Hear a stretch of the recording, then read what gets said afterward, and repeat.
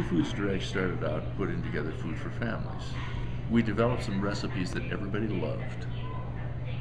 And you've got to understand, with 12 million American children going to bed hungry every night, with 50 million Americans on food stamps, and with half the population of this entire country needing assistance from the government of some sort, whether it's federal, state, local, or churches, the fact is that half the country needs help with their food budget.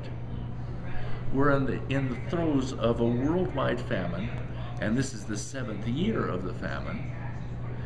And you put all of this together, we've got food shortages, we've got gas prices going extremely high. People can't, I got to tell you that the people that are on food stamps are not unemployed. A high percentage of those people are still employed, and they still need help because they can't afford the food. Now, at best, we have the best food on the planet. We intended to do it that way, and the reason that we developed the food that doesn't have all the added MSG, the imports that'll make you glow in the dark, and the genetically modified organisms that they still haven't figured out whether it's going to kill you or not. The fact is that the reason we made that is because we've been working with food storage for emergencies for about 30 years. And having done that, what we concluded was if we had to eat that stuff, first of all, it wouldn't taste very good. It'd be a huge problem to open 7 cans just to make one meal. And at the other end of things, would we want to feed our children and our grandchildren stuff that really wasn't very good and couldn't keep you healthy and wasn't enough food, and all of the various problems with that? So we developed some food that we loved ourselves, that we would want to feed our children and our grandchildren, that they could use, and that was clean and wasn't the stuff that'll make you glow in the dark, walk sideways, and one eye travel on the other side of your head. So, but the problem that we have with all of the difficulties in the country is that in a good month, in a high volume month, we could only reach about 2,000 people. 2,000 orders made a good month for us. Well, we've got 50 million people on food stamps. We've got 12 to 15 million children that go to bed hungry every night. American kids, not the ones that the movie stars, adopt. So what we concluded was that we had to have some help. Now, all sales is basically communication. It's referral stuff. When Coca-Cola advertises on TV, they're getting those little polar bears to get you to identify with the polar bears and how refreshing the Coca-Cola is. That's a referral. When you tell your brother, hey, I bought this suit, at a good store, does it look nice? You got to go to that store. Or if you taste some of this food and you say to your friend, you got to eat this stuff. That's a referral. And the interesting thing is right now, we have people that can't even afford to buy food. So what we developed was a concept that really, something that's been around for a lot of years and has never been used properly.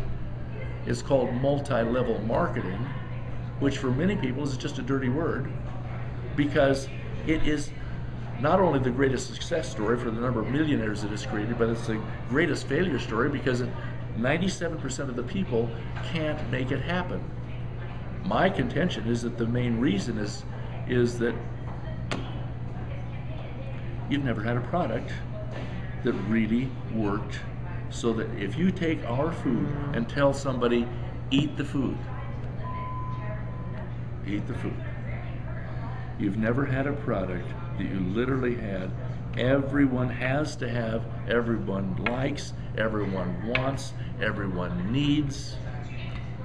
So we needed some help. We needed to take, in fact, there's a recording that I did on why MLM. If everyone would listen to that, it'd be a really good story for them. The bottom line is, and this is the long form, we could only reach about 2,000 people in a month. We needed help. So we're saying everybody likes the food. So let's have everybody that likes the food share some of the food. and help other people to find us, and in so doing, even the people that can't afford food now can earn their food, eat their food, and prosper. So we concluded, let's just prosper and feed American families. Anybody, if they're homeless, they can come in and share enough of this food so that they can earn their own food and earn an income and put themselves back financially in a good position. Because what are we selling? A product that everybody has to have every single day of their life, and we just happen to have the best food on the planet in terms of flavor and in terms of safety. This food is dry. You're not going to have a recall of this because of E. coli or salmonella. Those critters can't live in dry food. So you've got the safest food on the planet, you've got the best tasting food on the planet, and it also happens to store for 25 years, so you can put together a savings account in food. So if you want to earn your food, you can earn your food, you can earn some income, you can save your food for the future, and you, by doing so, freeze the cost of the food and freeze the availability in a worldwide famine time when the Chinese and the Indians are competing with you to buy your food. So, very simply, the long and short of it is, we couldn't reach enough families. The greatest dependency we have is food. The extent to which you're dependent is the extent to which you give power over yourself to that on which you depend. If you're dependent for your food, then you've got a basic problem. Here's the interesting thing though. You can't do anything about the earthquakes. We've had a 600% increase in the last year and a half of natural disasters compared to the last 20 years. Okay? Very simply, you can't do anything about the political climate, you can't do anything about the economy, you can't do anything about losing your home, you can't do anything about losing your job, you can't do anything about the starving children. The fact is that you can take control of your greatest dependency, food. And you see, if you have food and you have a little bit set aside for the future, if you lose your job, okay, you've got time to find a job. So the most important issue in our freedom and our independence is our ability to supply ourselves.